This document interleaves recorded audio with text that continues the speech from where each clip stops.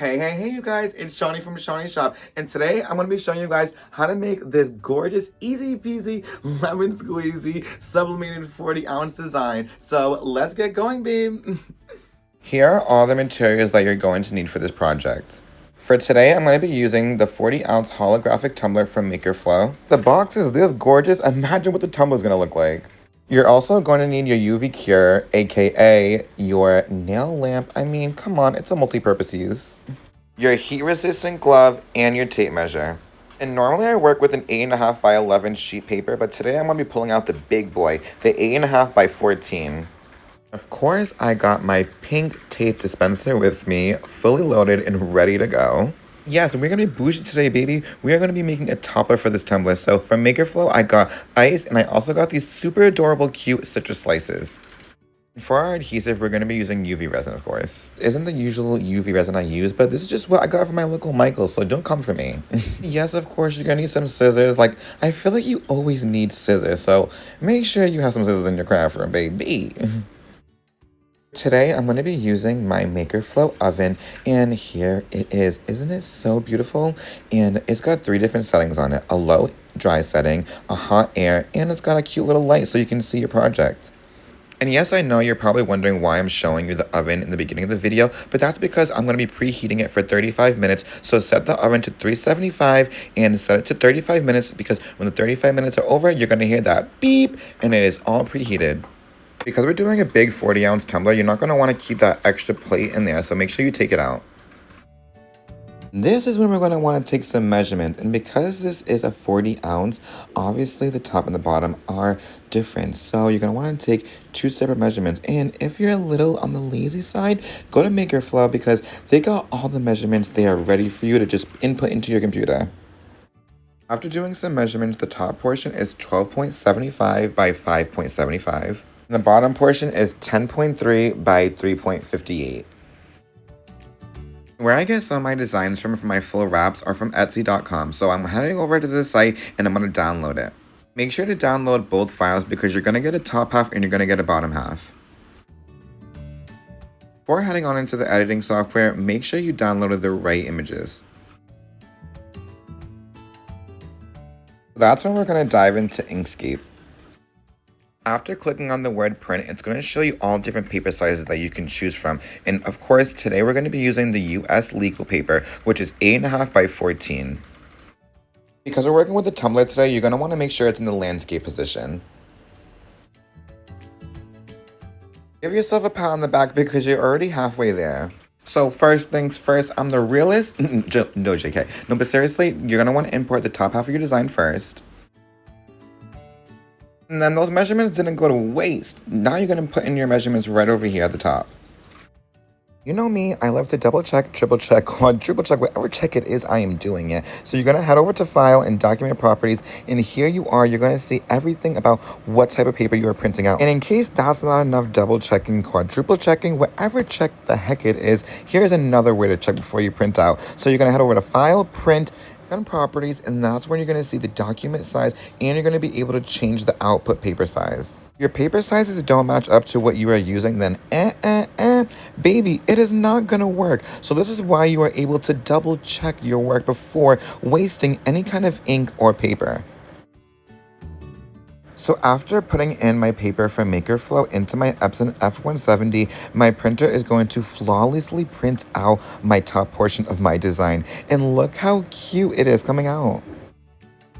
And now it's time to get our second portion of our design printed out. So what you're going to do is you're going to want to delete this portion of the design. And that's what you're going to want to do what you did before. Go to File, Import, and get your design that you downloaded. This is a perfect example. Like, honestly, from Etsy, sometimes it's like a hit or a miss. The files sometimes are like janky sometimes. Like, it's not janky, but like it's not cropped right. So what I have to do now is go and get a file of a portion of the bottom that was cropped correctly and sized correctly, and pretty much finagle my new design to pretty much fit the shape and size of the design that is cropped correctly, if that makes sense.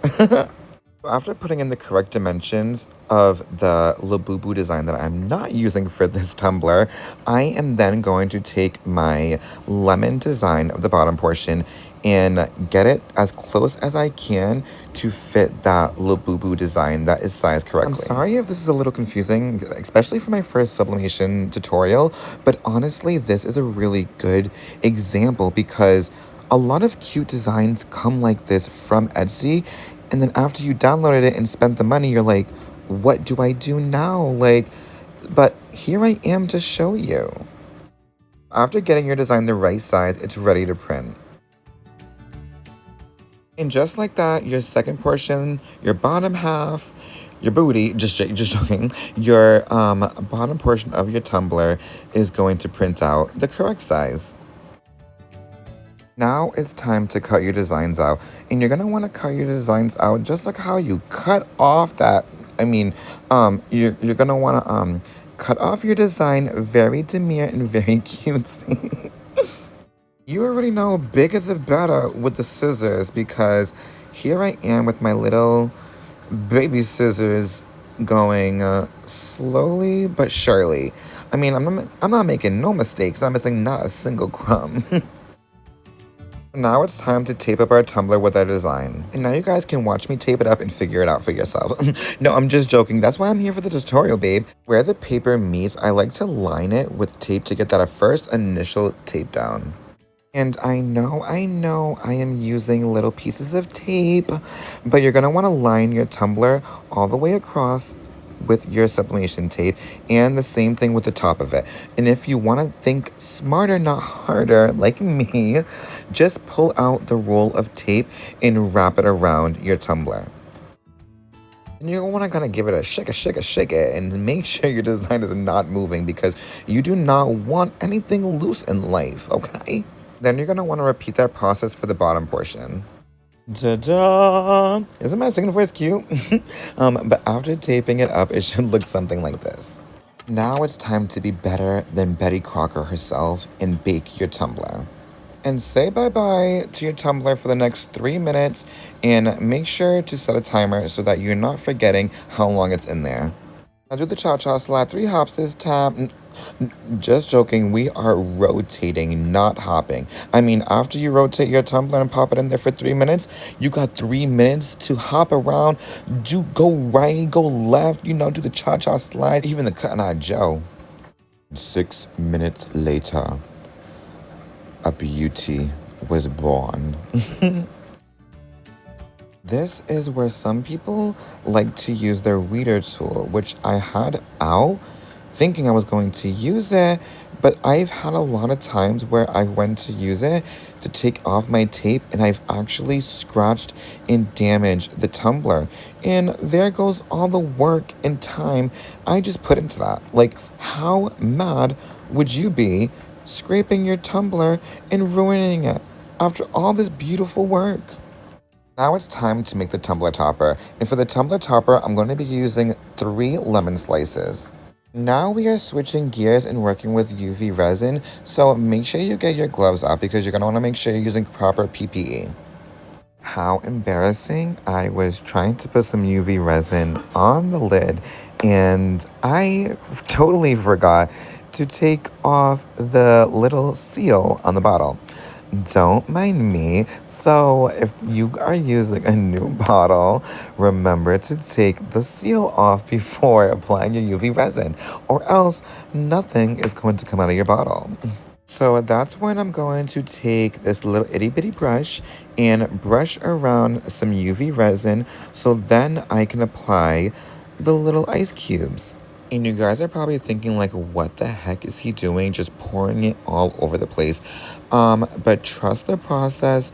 I don't really have a rhythm or rhyme to doing this type of topper, but like I said, trust the process. After curing for 30 seconds, then you can want to just take your toppler and turn it upside down, and whatever falls off, falls off. Like I said, there's no rhythm or rhyme to it. Literally, just start adding more UV resin and going away at it, repeating this process of adding more and more ice cubes to build up your topper.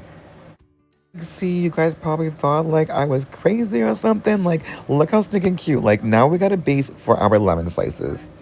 Let me give you guys a little jazz fingers, like some peace and love. Like, I love you guys. Thank you guys so much for coming out and always supporting me.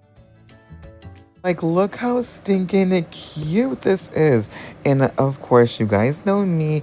I'm not just gonna like put a little bit of UV resin and send this off to its new home just like that. I'm going to make sure it is secure.